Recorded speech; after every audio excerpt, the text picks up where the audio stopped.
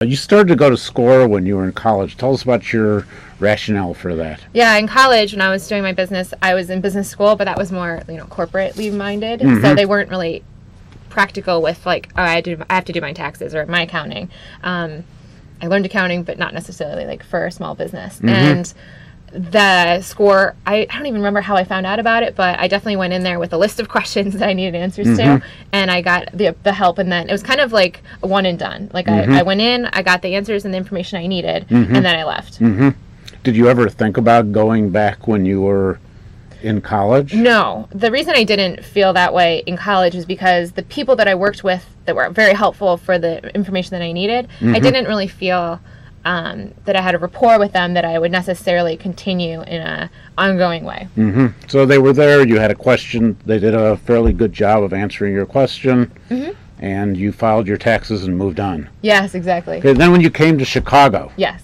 you had a interesting experience coming to the office in Chicago. So tell us a little bit about your experience coming into Chicago and how you actually worked with SCORE to make it work for you.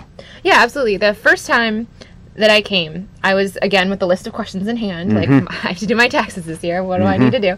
And the person I spoke with didn't have the same kind of perspective on the business that I did, and so the answers he was giving me were valid and true, but he wasn't necessarily seeing things in the business in the same way that I did. And so I just kind of I got the information that I needed, but not necessarily in like a way that was with my philosophy. So I wrote as much on my review, my survey, and that's pretty much my first experience. And I was kind of put off. And right. So what happens at SCORE is when you come to SCORE, you see a counselor, and then after you see a counselor, they send you a survey over email. Yep.